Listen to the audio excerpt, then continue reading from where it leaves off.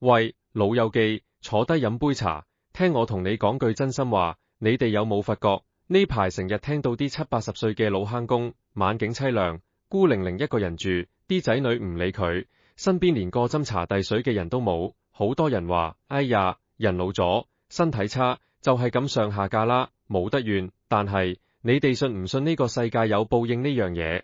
我坐喺窗邊，外面落住微微雨，滴滴答答打喺屋檐上面。我呢個年紀80有幾，最中意就係咁樣坐喺度，忍住啲雨聲，諗返以前嘅事。雨水打落嚟，好似洗走咗好多塵，但係有啲嘢洗幾多次都洗唔甩㗎，嗰啲嘢就係人一生嘅債。好多人以為報應呢味嘢係佛堂入面啲師太講嚟嚇人嘅，又或者係電視劇入面啲橋段，惡人自有天收，好老土。但係我蔡瀾活到80有幾，食過嘅鹽多過你哋食嘅米，見過嘅人多過你哋行過嘅橋，我可以好肯定咁同你講一句，報應呢家嘢唔係唔報，係時辰未到。尤其係背叛婚姻嘅男人，你以為你風流快活咗幾十年，好威？我同你講，晚年嗰種滋味真係自己知自己事，想走都走唔甩。我記得好多年前有個後生仔問過我一個好好笑嘅問題，佢話，蔡生，你成日寫食、寫女人、寫人生，你覺得呢個世界最食底嘅生意係乜嘢？我嗰陣時笑住答佢，話最食底嘅生意就係用真心換假意。佢唔明，問我點解，我話你後生，你遲啲就明㗎啦。依家我諗返轉頭，原嚟嗰陣時我已經睇到好多嘢，婚姻呢樣嘢，好多人當係一張紙，當係一種束縛。尤其係男人，後生嗰陣有啲本事，有啲錢，就覺得自己係皇帝，可以三宮六院。佢哋覺得屋企個老婆係黃面婆，帶唔出街，又唔識風情，於是乎就出去交際，出去應酬。個心入面嗰條蟲，自己最清楚。但係你哋知唔知呢個世界有一種賬叫做陰司賬？呢本賬唔係閻羅王同你記，係你自己同自己記。你每做一次背叛嘅事，你就喺自己本簿上面畫低一筆。後生嗰陣你唔覺，因為你好忙，你有大把精力去玩、去滾、去逃避。但係當你老咗，你跑唔喐、食唔多、瞓唔着嗰陣，你就會抄返呢本簿出嚟睇。嗰陣時你睇到嘅就係你自己寫低嘅罪狀，冇人逼你，係你自己逼自己。真正致命嘅唔係你荷包冇錢，唔係你身體有乜嘢大病，而係嗰種由骨子裏面滲出來嘅空虛同愧疚，好似冤鬼纏身啖。你越老，佢就纏得越緊，你越想去邊度避，佢就喺嗰度等你。我有個老朋友叫做阿全，佢後生嗰陣係做海味生意嘅，賺到盆滿缽滿。佢個人好爽朗，好中意請人食飯，喺朋友圈入面好受歡迎。但係佢有一個問題，就係對屋企唔上心。佢老婆係佢未發達之前就跟咗佢，陪佢捱過好多苦。但係阿全發達之後，就開始嫌老婆土，帶唔出大場面。有一年，佢喺一次相會飯局上印製咗個上海女人，後生，識打扮，講嘢有得睇。阿全就好似俾人勾咗個魂咁，開始成日唔返屋企。佢老婆喊過、鬧過，甚至試過割脈，但係阿全都係冇回頭。最後佢老婆心死，帶住2個仔女移咗民去加拿大，話以後都唔會返嚟。阿全嗰陣時不知幾開心，覺得終於甩難，可以同新歡相宿相棲。佢同我飲茶嗰陣，仲好得戚啖講，蔡生，你話我係咪好彩？舊嘅唔去，新嘅唔嚟啊嘛。我嗰陣時冇出聲，淨係笑住咁飲咗啖茶。我心裏面諗，呢個世界邊有咁便宜嘅事㗎？頭嗰幾年，阿全的確係幾風光，佢同個上海女人出雙入對，去邊度都拖住手，好似年輕情侶咁。但係好景不長，生意場上風浪大，阿全因為一次投資失誤，食咗大半身家。嗰陣時，個上海女人見勢色不對，就慢慢疏遠佢。開頭係話要返上海探阿嫲，後尾就直情電話都唔聽。阿全打俾佢，佢淨係冷冷淡講咗句，阿全，我哋唔係咁擇合，你保重啦。跟住就收咗線。阿全由天堂跌落地獄，佢先至醒覺，原來自己身邊嘅人只係貪佢嘅錢。但係佢醒覺得太遲，佢想反轉頭揾返前妻同仔女，但係人哋已經喺加拿大安居樂業，個女都大學畢業做咗律師，點會理佢？佢打電話去，個女接電話，一聽係佢把聲，就話：爸，我哋幾好，你唔使擔心，我哋好忙，得間再傾。短短幾句，禮貌但冰冷。阿全收咗線之後，坐喺張梳化度，成個人呆晒，眼淚無聲無息咁流落嚟。佢同我講呢件事嗰陣，我哋坐喺間茶餐廳度，佢面前碗雲吞麵凍晒都冇食過。佢同我講：蔡生，我依家先知，原來最痛嘅嘢唔係冇錢，而係你發現呢個世界上冇一個人係真係關心你。我拍拍佢膊頭，話：阿全，呢啲就係你自己種嘅因，你依家收嘅就係個果。嗰日之後，阿全個人就威微落嚟，佢成日困喺屋企，唔出街，唔見人，間屋亂到好似垃圾缸，但又冇人幫佢執。佢開始成日諗返以前嘅事，諗起佢老婆同佢捱世界嗰陣，朝早起身同佢煮早餐，啲衫燙到直一直。佢諗起佢夜返，老婆永遠留一盞燈俾佢。佢諗起佢第一次做老豆嗰陣，喺產房外面等，緊張到手心都出汗。嗰陣佢對自己講過，佢愛佢老婆一世，佢保護呢頭家一世，但係呢一切都俾佢自己親手抌咗落垃圾桶。佢為咗一時嘅虛榮，為咗喺朋友面前有面，親手拆散咗自己嘅家。後生嗰陣，佢覺得呢啲回憶好瑣碎，好婆媽，但係當佢老咗，身邊靜英英嘅時候，呢啲回憶就變成一把把刀，一下一下咁捅佢個心。有一次我去探佢，佢拉住我隻手，同我講：蔡生，我成晚瞓唔着，一合埋眼就見到我老婆嗰對眼。嗰陣時佢求我唔好走，我狠心推開佢。依家我想求佢返嚟，但係佢已經聽唔到。你話我呢啲係咪叫做犯賤？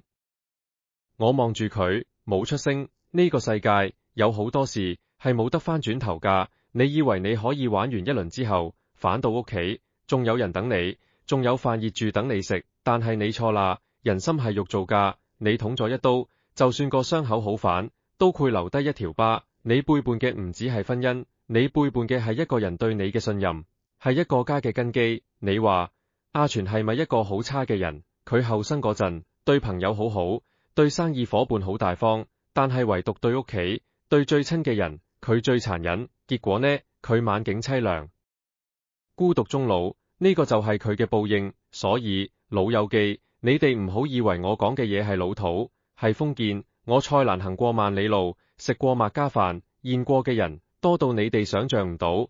我可以好負責任咁同你講，背叛婚姻嘅男人晚年一定會受到懲罰。呢個唔係詛咒，係規律，就好似太陽由東邊升起，西邊落下一樣自然。你背叛咗婚姻，你就等於斬斷咗你自己嘅根。你後生嗰陣覺得呢條根係束縛，你想飛出去，但係當你老咗冇力飛，你想反轉頭，你先發現條根已經枯咗，你連企都企唔穩。雨越落越大，窗外嘅世界蒙查查一片。我坐喺度，將杯入面嘅茶一飲而盡。茶涼咗，但係人心比茶更加容易涼。各位老友記，你哋自己拈下，你依家幾多歲？你後生嗰陣有冇做過啲對唔住屋企嘅事？如果有，你仲有機會補救。趁住你仲行得喐，趁住你仲講得出嘢，返屋企同你老婆講句對唔住，同你仔女講句我愛你，唔好等到阿全咁坐到間亂糟糟嘅屋入面，對住四面牆，先至識得後悔。嗰陣時連後悔都係一種奢侈。好啦，言下隱語，聽嘅唔單止係語聲，聽嘅係人生。今日呢個罪就係同你哋打開個話匣子，跟住落嚟，我會同你哋慢慢拆解呢啲背叛婚姻嘅男人晚年走唔甩嘅三道劫。你哋自己豎起隻耳仔聽清楚，睇下你身邊有冇啖嘅人，又或者你係咪就係嗰個人？記住，呢個世界冇免費嘅午餐，你今日得到嘅一切都係你昨日付出嘅結果。你今日種咗個乜嘢因，他日就會收個乜嘢果。呢個就係天道，呢個就係輪迴。好，今日傾到呢度，下回再續第二章，親情反噬。喂，老友記，又係我蔡瀾。上一次同你哋傾過個開頭，講報應呢家嘢，唔係唔報，係時辰未到。今日我就同你哋深入拆解第一劫，呢劫叫做親情反噬。你哋有冇聽過一句俗語，叫做趁生仔不如近身錢？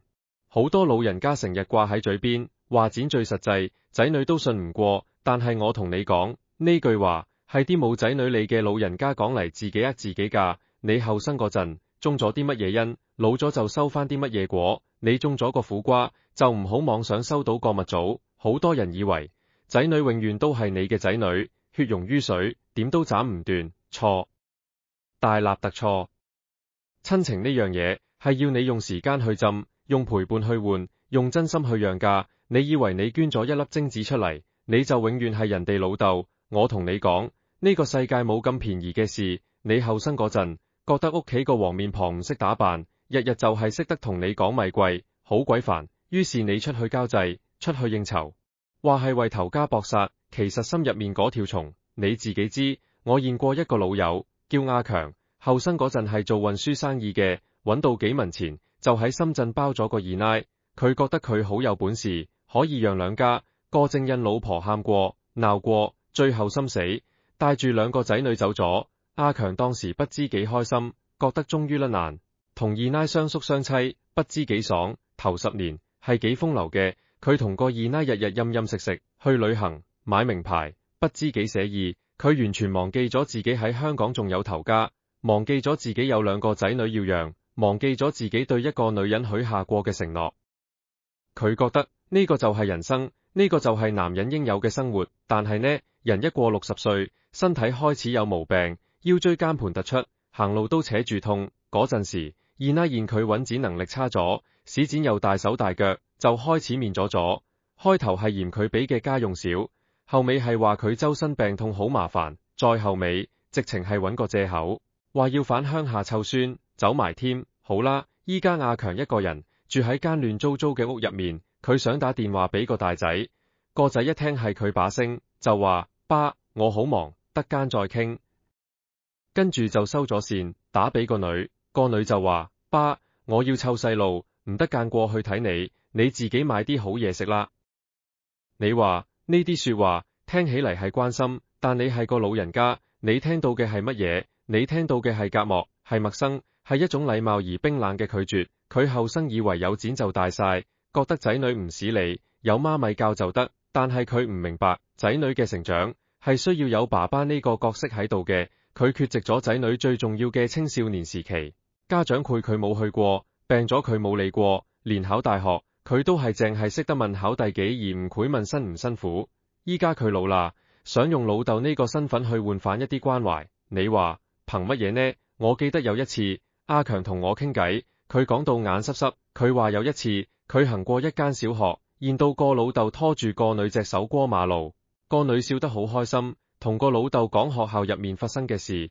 阿強企喺路邊睇咗好耐，佢突然諗起自己個女細個嗰陣，佢從未試過拖住佢隻手過馬路，佢永遠都係話我好忙，或者你媽咪同你去啦。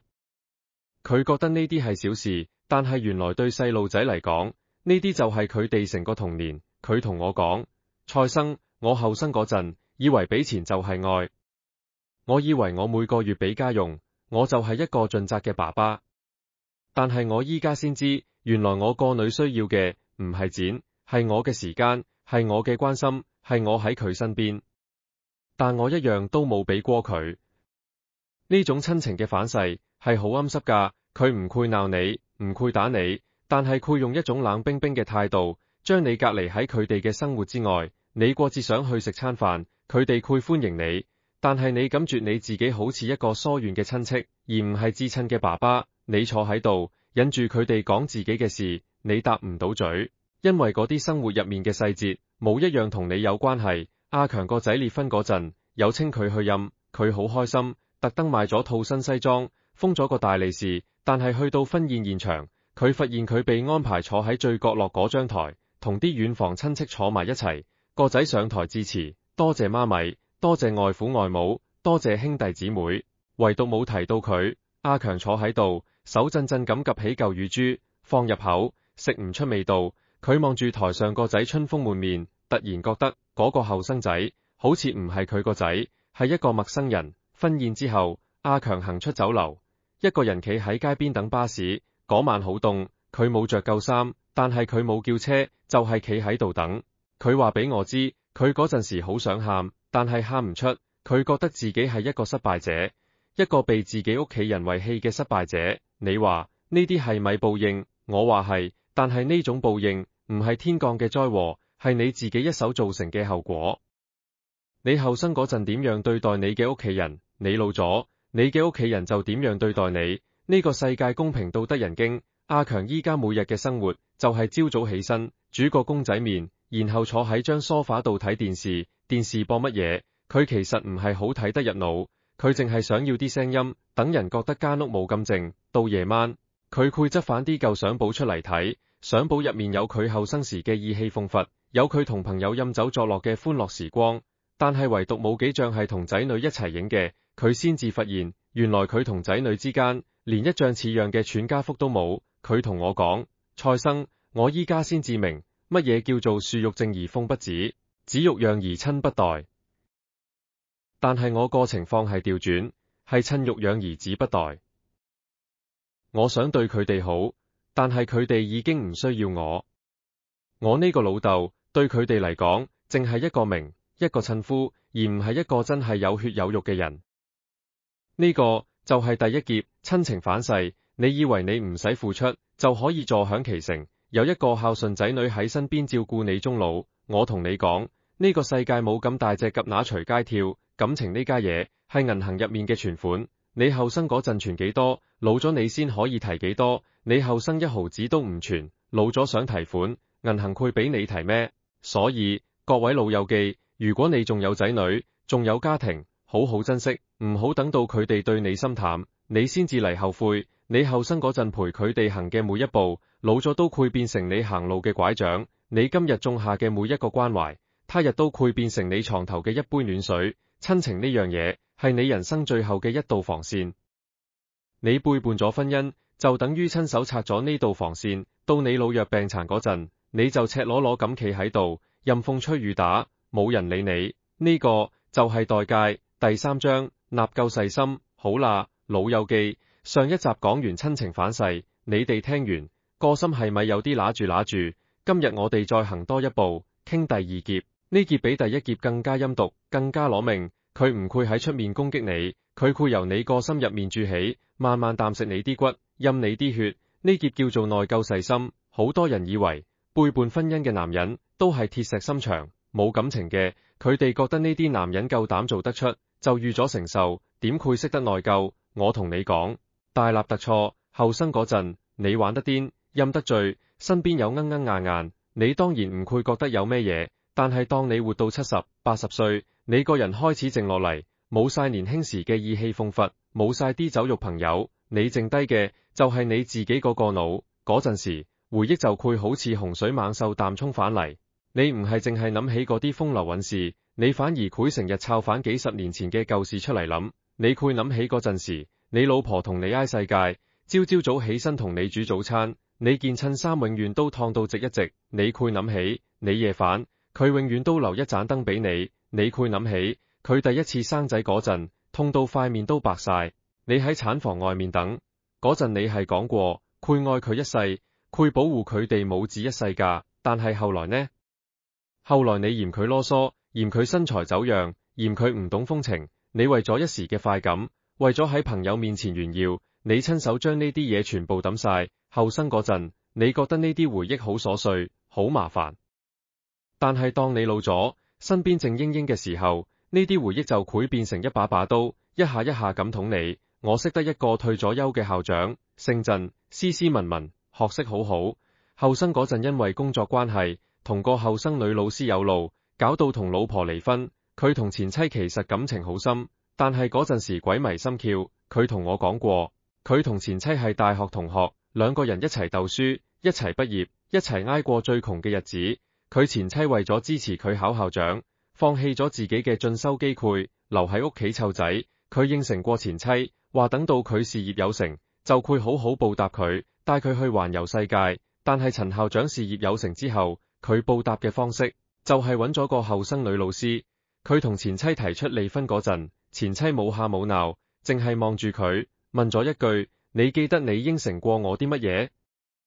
鄭校長話，佢嗰陣時心入面都有一下刺痛，但係嗰種刺痛好快就被新戀情嘅新鮮感合過。佢簽咗離婚協議書，前妻帶住個仔走咗，從此冇再聯絡。後尾，鄭校長同嗰個女老師都係散咗，女老師嫌佢太古板，嫌佢放唔低以前段婚姻，最後跟咗個生意人走咗。鄭校長之後幾十年都係一個人過，佢生活好有規律，寫字、飲茶、睇書，表面睇上去不知幾清高，但係唔知點解，佢就係唔開心。有一年，我去探佢，佢同我講：蔡生，我依家行過街市，見到啲生果，我都會諗起我前妻。佢以前最中意食碌柚，但係佢唔識揀，次次都揀到啲酸嘅。我成日笑佢，但係我會幫佢揀返個甜嘅。依家呢，我每次見到碌柚，我都會買一個，但係買返去，我唔食，我就擺喺度，擺到佢爛。因為我知道，我買咗，都冇人會同我分享，我揀得幾甜，都冇用㗎。佢同我講呢番說話嗰陣，眼尾有淚光，我望住佢，冇出聲。我知佢唔係為咗個碌柚傷心，佢係為咗自己失去咗一個可以同佢分享碌柚嘅人而傷心。佢話佢每晚瞓覺，合埋眼，就會見到前妻嗰對眼，嗰對眼冇怨恨，冇憤怒，只有一種睇透咗嘅失望。佢前妻最後望住佢嗰個眼神，好似一把刀插咗喺佢心入面幾十年，到依家都未拔得出來。呢種內疚唔係你同人哋講句我對唔住你就可以抵消㗎，因為個對象已經唔喺度，或者個心已經死咗，你連贖罪嘅機會都冇。你跪喺度對住空氣講對唔住，有咩用呢？你講幾多次都冇人會聽到，冇人會原諒你。鄭校長同我講，佢試過寫信俾前妻，寫咗好多封，但係一封都冇寄出去，因為佢唔知寫乜嘢，寫我掛住你。但係佢係背叛人哋嗰個，佢有咩資格話掛住，寫我對唔住你？但係一句對唔住，點可以抵消幾十年前嗰一刀？佢寫下，自己都覺得虛偽，於是將啲信全部抌咗。佢話最折磨佢嘅唔係孤獨，而係嗰種如果嗰陣時佢冇行立嗰步，如果佢拒絕咗嗰個女老師，如果佢選擇咗留喺屋企，佢依家會同前妻過住點樣嘅生活？佢哋會唔會已經去咗環遊世界？佢哋會唔會已經抱埋孫？佢每晚就不停咁諗呢啲如果，諗到天光都瞓唔着。但係呢個世界就係冇如果呢兩個字，你行咗一步就永遠反唔到轉頭。我成日都話，人呢，最辛苦嘅唔係做錯事，而係做錯事之後你冇機會去補救，好似打爛咗一隻古董花瓶。你可以用膠水黐反，但係啲裂紋永遠都喺度。婚姻都係一樣，你背叛咗，就算人哋原諒你，但係嗰條裂紋已經喺度，你每一次望到都會記得自己做過嘅事。鄭校長依家每日嘅習慣就係沖一壺茶，坐喺窗邊望住街上面行嚟行去嘅人。佢成日會留意啲老夫老妻拖住手慢慢行，或者阿婆幫阿伯抹嘴，或者阿伯幫阿婆玩餸菜。佢望住嗰啲畫面，心入面就會好酸。佢同我講，蔡生，我以前覺得呢啲畫面好普通，好老土，但係依家我望到，我會覺得好羨慕。我寧願用我所有嘅錢去換一個可以同我一齊去買餸，一齊慢慢行嘅人。但係我知道呢個願望永遠都實現唔到。你話呢啲係咪自找嘅？鄭校長生活無憂，有大把錢，身體都算可以，退休金每個月都夠晒使，但係佢內心嗰種折磨，仲慘過攞把刀直接拮佢。佢困喺自己搭建嘅監獄入面，個鎖遲早就俾佢自己抌咗落海。佢唔係俾人囚禁，係俾自己嘅內疚囚禁。所以老友記，你哋唔好以為背叛婚姻淨係對唔住人哋，你其實最對唔住嘅係你自己，因為你親手將自己最珍貴嘅嘢，一個溫暖嘅家，一個愛你嘅人，一份心安理得，全部抌晒。你換返嚟嘅淨係一啲短暫嘅快樂，同一世嘅內疚。呢盤數點記都係食到入肉。內疚呢樣嘢，佢唔會大聲鬧你，唔會打你，但係佢會喺你最冇防備嘅時候出現。你半夜醒咗，瞓唔着，佢就會出現。你一個人食飯，對住個電視，佢就會出現。你過節宴到人哋一家團圓，佢就會出現。佢好似你個影，你行到邊，佢跟到邊，直到你跟埋入棺材嗰日。呢個就係第二劫，納夠細心。呢劫唔會要你條命，但係會令你生不如死。你每一日都活喺後悔入面，但係你冇辦法反轉頭。呢種感覺比任何肉體上嘅痛苦都更加難以承受。你話值唔值得？為咗一時嘅快活，換嚟一世嘅內疚，呢單生意你話係咪食本食到貼地？第4章，晚景如麻。好啦，老友記，我哋講完親情反噬，講完納救細心，你哋可能覺得呢兩劫已經夠慘落，但係我同你講，仲有一劫，呢劫係最現實，亦都最淒涼。佢唔係精神上嘅折磨，而係你生活上每一樣細碎嘢都會慢慢咁吞噬你，令你求生不得，求死不能。呢劫叫做晚景如麻。乜嘢叫做晚景如麻？就係你個人嘅生活潰亂到一鑊泡，好似一團打裂嘅麻繩，點都解開唔到。你以為你背叛婚姻，淨係失去一個老婆，你錯啦。你失去嘅係一個完整嘅生活系統。後生嗰陣有個老婆喺身邊，佢會幫你打點一切。你跳領呔唔現咗，佢會幫你抄反出嚟。你啲藥唔記得食，佢會追住你提你。你屋企嘅燈泡灰咗，佢會叫個仔去買。你以為呢啲係好瑣碎嘅事，但係呢啲就係家嘅功能。你背叛咗婚姻，等於親手拆散咗呢個系統。到老啦，冇人同你打點，你個人就越嚟越頹。你間屋會開始有一種老人嘅宿味，因為冇人幫你勤力清潔。你啲衫可能着幾日都唔換，因為換咗都冇人洗。你食飯求其煮個麵或者買啲麵包就算，因為一個人煮飯都係嘥煤氣。你開始乜嘢都亂擺，老花眼鏡又唔知丟咗去邊，電視遙控又揾唔到，成間屋好似個亂葬崗。我識得一個做地盤出身嘅老粗，叫大口榮，後生嗰陣好打得，又難玩，老婆就係俾佢氣走嘅，佢自己又唔識湊仔，個仔係佢阿嫲湊大嘅，同佢感情好淡。依家佢70歲，住喺個公屋單位。有一次我去探佢，一開門真係嚇我一跳，成地都係報紙膠袋，個洗碗盤堆滿晒冇洗嘅碗，生晒烏蠅。佢自己坐喺脹爛梳化度睇住部電視，但係部電視嘅畫面都花晒，佢都唔識整。佢見到我嚟，好狼狽咁想收拾，但係越收越亂，最後乾脆放棄，叫我坐低。但係張梳化上面都係雜物，我根本冇位坐。我企喺度望住佢，佢好尷尬咁笑，露出副黃牙，話：蔡生，唔好意思，間屋亂咗啲。我話：大口榮，呢個唔係亂咗啲，呢個係亂到冇朋友。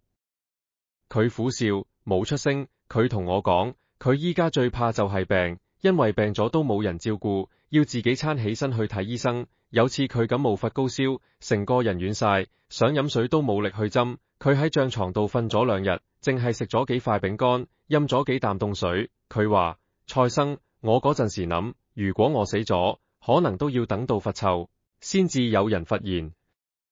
我聽到呢度，個心都酸埋。大口榮後生嗰陣不知幾威，啲兄弟前呼後擁，食飯飲酒都係佢找數。佢老婆成日擔心佢，叫佢唔好飲咁多，佢就話女人識乜嘢，翻去湊仔啦。後尾佢喺外面搞3搞4，老婆忍無可忍，帶住個仔走咗。大口榮當時仲覺得好威，同啲兄弟講：女人啫，行咗再搵鍋，有剪驚冇女人。結果呢，剪又屎晒，身體又搞胚，女人一個都留唔住。佢間屋啲臭味，其實唔單止係垃圾發酵嗰種味，仲有一種冇人理嘅味。你知唔知？一個人住，又冇人探，間屋係攰死㗎。冇人煮飯，個廚房就死咗；冇人洗衫，個廁所就死咗；冇人坐喺度傾偈，個廳就死咗。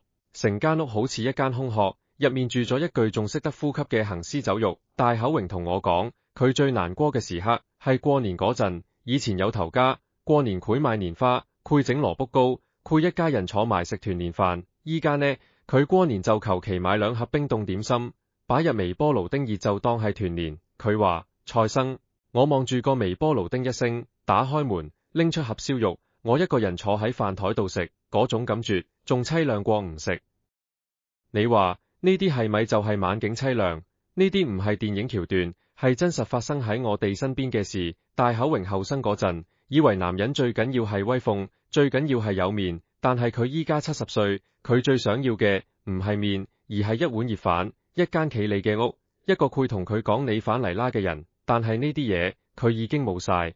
有次佢整親條腰，要去醫院復診，佢打俾個仔，話：阿仔，老豆條腰唔舒服，你可唔可以聽日陪我去醫院？個仔喺電話沉默咗一陣，然後話：老豆，我聽日要返工，清假要扣剪。你自己搭的士去啦，唔係好遠啫。大口榮收咗線之後，坐喺度成個鐘冇喐過。佢同我講，佢唔怪個仔，因為佢後生都冇理過個仔。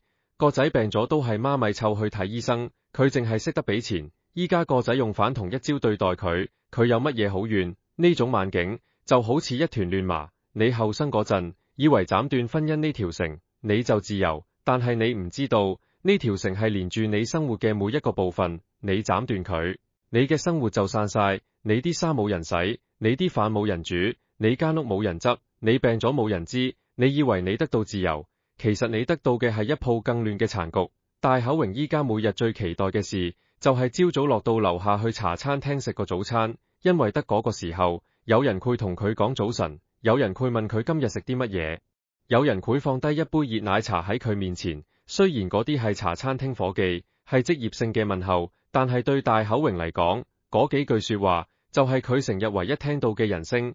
佢同我講過一句好令人心酸嘅話，佢話：蔡生，我依家先知，原來一個人食飯啲餸係冇味㗎。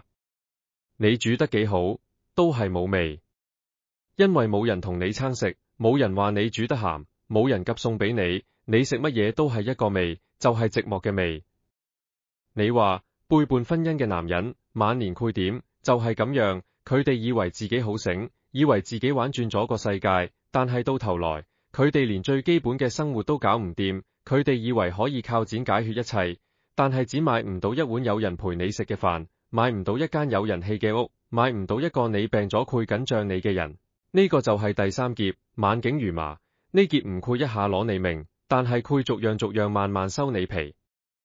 今日收你嘅健康，聽日收你嘅胃口，後日收你嘅尊嚴，大後日收你嘅記憶，到最後你乜嘢都冇晒，淨係得翻一團亂糟糟嘅生活同一具就快散嘅身軀。老友記，你哋自己拈下，呢啲係咪你想要嘅晚年？如果唔係，就趁早醒覺，仲未至嫁，只要你肯反轉頭，肯修補，個天都會俾條路你行。但係如果你繼續執迷不悟，大口榮今日嘅生活就係你聽日嘅寫照，信不信由你。第5章，晚景如麻，續。老友記，上集講到大口榮，你哋聽完個心係咪覺得有啲翳住？我今日再同你哋傾深一層，話俾你知，晚景如麻呢4隻字唔單止係講間屋亂，講冇人理，佢仲有一個更陰濕嘅層面，就係你個人嘅尊嚴，佢一啖一啖俾生活吞噬。你後生嗰陣出去滾，出去威，你覺得自己好有面，但你知唔知呢個世界最諷刺嘅嘢係乜嘢？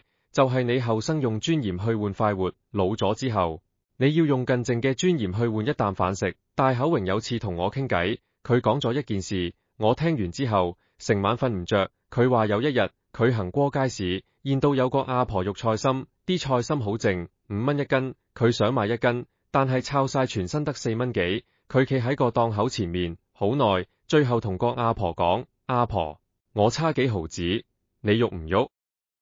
個阿婆望咗佢一眼，話：阿伯，5蚊就5蚊，1分都唔少。大口榮無奈放低摘菜心，轉身走。佢行咗幾步，聽到個阿婆喺後面同隔籬檔講：呢個阿伯成日都係咁㗎，差嗰幾毫子都同人講價，好心佢個仔俾多啲家用佢啦。大口榮同我講：蔡生，我嗰陣時聽到塊面好似俾人打咗一巴咁。我後生嗰陣幾時試過為咗幾毫子同人講價？我出去食飯找多咗錢我都話唔使找，但係依家呢？我連買摘菜心都要同人乞幾毫子。你話我呢啲係咪叫做活該？你話呢啲畫面係咪好具體？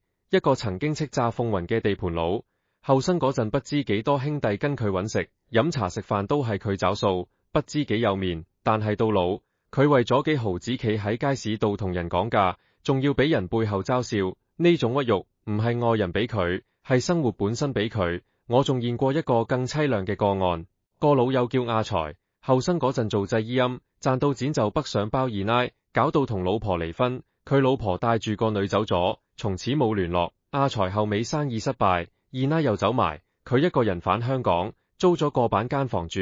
佢冇仔女理，又冇朋友，因為後生嗰陣啲朋友都係酒肉朋友，見佢冇錢就全部閃晒。有一年冬天好凍，阿財着唔夠衫，又冇錢買暖爐，佢喺間板間房入面用啲舊報紙蓋住窗罅，但係啲風都係由門罅滲入嚟，佢凍到成個人打冷震，想飲杯熱水，但係個電水煲灰咗，佢想落街買個新嘅，但係打開個銀包得返幾十蚊，佢最終都係冇買到，就咁攞個煲用火水爐煲水，結果一個唔小心，火水爐打翻，燒着咗旁邊啲報紙，好彩隔離房有人聞到味，叫消防運嚟救火，先至冇燒死，阿財冇受傷，但係間屋燒到黑晒，佢企喺樓下望住消防運收罪，成個人呆晒，佢冇晒啲衫，冇晒啲被，連唯一嘅身份證都燒埋，佢企喺街度，啲風吹過，佢攬住自己個身，好似一隻流浪狗。最後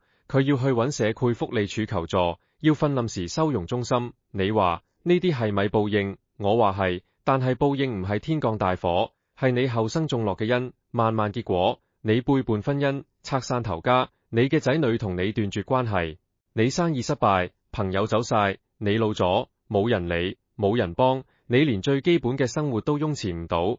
你後生覺得有錢就萬能，但係當你冇錢又冇人，你就知道呢個世界原來可以咁凍。阿財後來去咗老人院住，我去探過佢一次，佢坐喺輪椅上，瘦到得棚骨，佢望住我，眼入面冇晒光，佢同我講：蔡生，我後生成日以為自己好醒，以為玩女人好威，以為唔理頭家好型，但係依家我坐喺呢度，我連行都行唔喐，我想飲啖水都要叫人。以前我老婆斟俾我，我嫌佢手震，依家呢，我想有人斟俾我都冇。佢講完，嗨咗幾聲，然後望住窗外，窗外有棵樹，啲葉落晒，得返啲枯枝，佢望住嗰棵樹，好似望住自己。我坐喺佢身邊，冇出聲。我知道呢個時候講乜嘢都冇用，佢自己種嘅因，佢自己收嘅果，冇人可以代替。老友記，你哋明唔明？晚景如麻呢4個字，唔係講你間屋亂咁簡單，佢係講你成個人嘅生活潰崩塌到一塌糊塗。你後生嗰陣，以為家庭係束縛，老婆係麻煩，仔女係負累，但係當你老咗，你發現冇咗呢啲束縛、麻煩、負累，你連一個人最基本嘅尊嚴都保唔住。你試諗下，你病咗，想飲碗粥，但係你要自己行去廚房煲，你行到半路，頭暈，差啲跌低，但係你扶住牆，慢慢行，因為你知道跌低都冇人攰扶你。你煲好粥，拎起隻碗，但係隻手震，碗粥瀉咗一半落地，你望住地上面嗰灘粥，你想喊，但係喊唔出，因為喊都冇人睇到。呢啲畫面唔係我作嘅，係我親眼見過嘅。我見過太多呢啲個案，先至敢同你哋講，背叛婚姻嘅男人晚年一定冇好收場。呢個唔係詛咒，係規律。你後生點樣對屋企，你老咗個世界就點樣對你。你後生覺得老婆煩，個世界就俾你一個靜到可怕嘅晚年。你後生覺得仔女阻住你發達，個世界就俾你一個冇人理嘅晚年。你後生覺得家庭係枷鎖，個世界就俾你一個完全自由，但係自由到令人窒息嘅晚年。呢個就係代價。你唔信，你大可以繼續玩，繼續滾，繼續唔理頭家，但係你要記住，你今日所做嘅每一件事，都會喺你晚年嘅生活入面，一筆一筆同你記。到時你唔好怨天，唔好怨地，要怨就怨你自己。所以老友記，如果你仲有機會，仲有時間，返屋企好好對你老婆，好好對你仔女，唔好等到你連買扎菜心都要同人講價嗰陣，先至嚟後悔。嗰陣時已經太遲。第6章內疚細心續。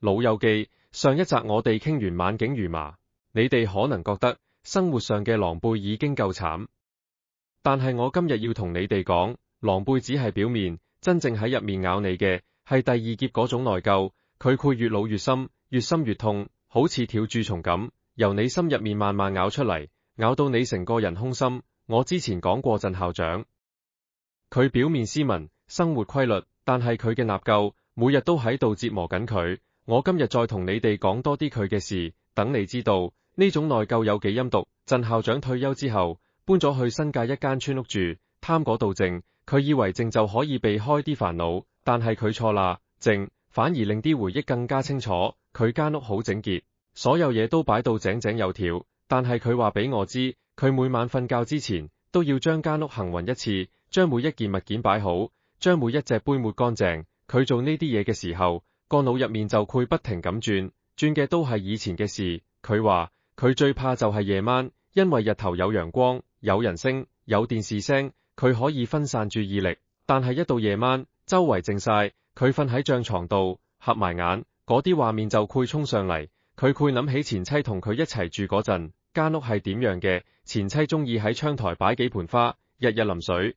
前妻中意喺廚房炆牛腩，成間屋都係香味。前妻中意喺夜晚睇電視劇，睇到喊就會攬住佢隻手臂。佢同我講，蔡生，我依家先知，原來嗰啲我嫌煩嘅日子，就係我人生最幸福嘅日子。我嫌佢嘈，嫌佢啲花阻住我晾衫，嫌佢成日睇啲喊苦喊忽嘅劇。但係依家呢？間屋靜到連鉗跌落地下都聽到，我想有人嘈我都冇。我種過花，但係種極都死，因為我唔識淋水。我炆過牛腩，但係炆到又硬又柴，因為冇人教我。我做每一件事都會諗起佢，然後個心就會揦住。有次鄭校長執屋，抄到一條舊絲巾，佢一見到條絲巾，成個人企咗喺度，喐都唔喐，因為條絲巾係佢前妻嘅，好多年前佢哋去旅行，佢買俾前妻嘅，前妻好中意，成日戴住，但係後來佢哋離婚，前妻走得好急，冇帶走呢條絲巾。鄭校長一直將條絲巾收喺舉筒底，佢以為自己已經唔記得，但係一見到，所有回憶都返晒嚟。佢嗰晚攞住條絲巾，坐喺帳床度，喊咗好耐。佢話佢幾十年都冇喊過，但係嗰晚忍唔住，佢將條絲巾擺喺枕頭底，晚晚瞓覺都攞出嚟聞一下。條絲巾已經冇晒前妻嘅味道，但係佢都係要咁做，因為呢條絲巾係佢同前妻之間唯一剩低嘅聯繫。你話呢種內疚係咪比死更難受？你背叛咗一個人，你以為時間可以沖淡一切，但係時間只係將啲傷口埋咗口，入面其實一直發炎，一直流膿。當你老咗，抵抗力弱咗，啲傷口就會一次過爆反出嚟，仲比以前更加痛。鄭校長同我講過一個夢，佢話有晚佢發夢見到前妻，夢入面佢哋仲係後生，仲係大學嗰陣，一齊喺圖書館溫書。前妻望住佢笑，笑得好甜。佢想開口同前妻講嘢，但係發現講唔出聲。佢想伸手去拖前妻，但係發現自己喐唔到。然後前妻突然變咗個樣，變咗離婚嗰日嗰個樣，面冇表情，眼神好冷。前妻同佢講咗一句：你應承過我啲乜嘢？跟住前妻就轉身走咗，越行越遠，越行越遠。鄭校長想追，但係對腳好似黐住咗地下，點都喐唔到。佢喺夢入面大叫，叫到醒咗。佢醒咗之後，成個人濕晒，分唔清係汗定係眼淚。佢坐起身，望住黑濛濛嘅房，聽到自己心跳得好快。佢同我講：蔡生，我嗰陣時真係好想死，我覺得自己好冇用，連一個夢都控制唔到。我連喺夢入面同佢講句對唔住都做唔到。你話呢啲係咪好慘？但係呢啲慘係佢自己搵嚟㗎。佢後生嗰陣，如果守得住個心，如果唔貪嗰一刻新鮮，如果記得自己應承過前妻啲乜嘢，佢今日就唔使受呢種折磨。但係佢冇，佢選擇咗背叛，選擇咗傷害，選擇咗拋棄，所以佢今日所受嘅每一分痛苦，都係佢應得嘅。我同鄭校長傾偈嗰陣，我同佢講：鄭校長，你與其日日困住自己，不如試下去搵返你前妻，同佢講聲對唔住。就算佢唔原諒你，你至少對得住自己。鄭校長望住我，苦笑，話：蔡生，你估我冇試過？我試過㗎。我託人打聽過，知道佢已經再婚，同而家個老公好恩愛，仲搬咗去澳洲。我寫咗封信，但係最後都冇寄出去，因為我唔想打擾佢而家嘅生活。我傷害咗佢一次，唔可以再傷害佢第二次。我對唔住佢，係我一世嘅事，但係佢有權利過佢嘅新生活。我唯一可以做嘅，就係唔好再出現喺佢面前。佢講呢番話嗰陣，眼有淚光，但係佢忍住冇喊。我望住佢，心裏面好佩服佢嘅理智，但係亦都好可憐佢嘅處境。佢明白自己嘅罪，佢願意承受呢個罪帶來嘅懲罰，但係呢個懲罰實在太重太重。所以老友記，你哋明唔明？內疚呢樣嘢係你永遠擺脫唔到監影。你背叛婚姻，你以為你呃到全世界，但係你呃唔到自己。你嘅良心會喺你最脆弱嘅時候企出嚟同你算賬。到時你唔好怨，因為個法官就係你自己，個陪審團都係你自己，個犯人都係你自己。你呢個犯人會判自己終身監禁，監禁喺過去嘅回憶入面，監禁喺磨盡嘅後悔入面，直到你斷氣嗰日。呢個就係第二劫嘅真正面目。佢唔會攞你命，但係會令你每一日都生不如死。你話值唔值得？為咗後生嗰幾年嘅風流快活，換嚟幾十年嘅心靈靈智，呢條數你自己記清楚。